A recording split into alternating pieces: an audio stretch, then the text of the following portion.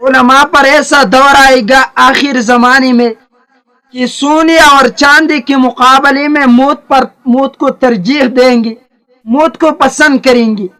آج یہ زمانہ ہے۔ لوگوں نے مولوی پر سیاست حرام کر دیا، لوگوں نے مولوی پر چکر حرام کر دیا، سیر و تفریح حرام کر دیا۔ کیا حلال کر دیا کہ مولوی مسجد کے ایک گوشے میں بیٹھ کر اللہ اللہ اللہ اللہ، اگر مولوی ہنسا تو کفر ہوا، اگر مولوی بازار میں گیا تو کفر ہے۔ ایسا وقت ہے، کیا ان سے خبر افضل نہیں ہے ہمارے لیے؟ ہے نا، ہے بہت اعلیٰ ہے۔ او تینا ایک شخص، ایک مولوی صاحب راستے پر جاتے تھے تو راستے میں دو پوڈر والی بیٹھی تھی، پوڈر او نوشی فرماتے تھے۔ تو مولوی صاحب نے کہا السلام علیکم، تو اس ایک پوڈری نے دوسرے کو کہا کیا دیکھو مولوی میں بھی مسلمان لوگ ہیں۔ اور پیر کے پاس اس کا مرید آیا، ایک عورت تھا جو اس کا مرید تھا، تو پوچھا کہ پیر صاحب ہے؟ تو پیر صاحب کے ایک مرید دروازے پر کھڑے تھے، انہوں نے کہا نہیں آج چھٹی ہے پیر صاحب کا۔ تو اس عورت نے کہا کہ کیوں چھٹی ہے؟ تو اس مرید نے کہا کہ پیر صاحب کا بچہ پیدا ہوا ہے۔ تو عورت نے کہا وہ پھر سے بھی کام کرتی ہے، دیکھو پھر سے بھی کام کرتی ہے۔ تو لوگوں ہم کیا کریں؟ ہمارے پاس بھی کوئی راستہ ہے نہیں۔ آپ پابندی لگاتے ہیں یہ کام مولوی نہ کرے، یہ کام مولوی کرے، تو پھر اللہ کو کیا ضرورت ہے قرآن نازل فرماتی نبی آتی؟ آپ لوگ تھے نا ہمیں مشورہ دینے والا، کسی چیز کی ضرورت؟ تو مولوی صاحب کو آپ پیغمبر نہیں سمجھنا۔ دیکھو ہیومن نو کنسیڈرڈ اینجلز، مولوی کو آپ پیغمبر کا درجہ نہ دینا۔ مولوی فرشتہ نہیں ہے، گناہ ہوتا ہے۔ ہائے مانتا ہوں کہ علم کے ساتھ گناہ کرنا بہت بڑا جرم ہے، لیکن کل بنی آدم خطا، ابن آدم ہر ایک سے خطا ہوگا۔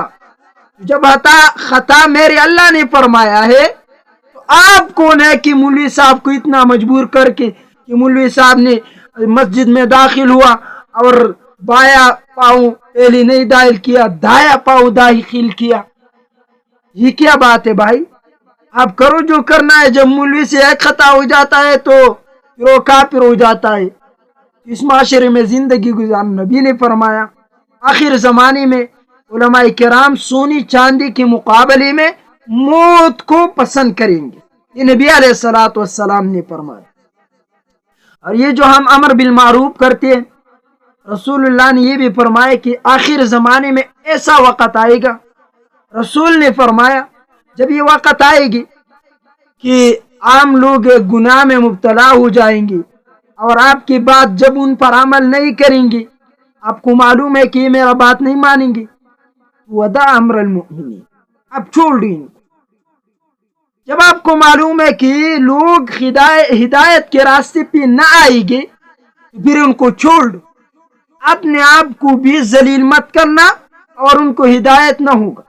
جیسا میں کہتا ہوں کہ ملا نصیر الدین صاحب جب وہ خطاب کرتے تھے تو تین بات یاد تھی۔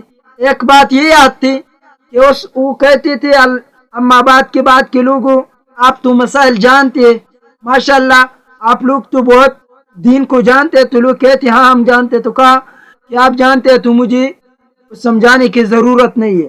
دوسرا جمعہ آتا تو کہتے لوگوں آپ تو دین کے بات جانتے ہیں، تو لوگ کہتے کہ نہیں جانتے۔ اس جمعہ پر مولا نصیر الدین صاحب کہتے تھے کہ خدا نے آپ کو نہیں سمجھایا، میں کیا سمجھاؤں گا۔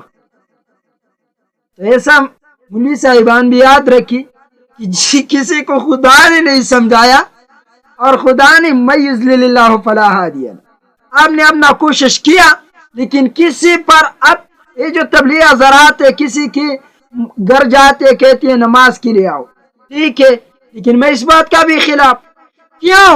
اس نے بھی کلمہ پڑھا ہے، خدا مانتا ہے، خدا جانتا ہے۔ جب میں مسجد جاتا ہوں تو اس کو کیا ہوا؟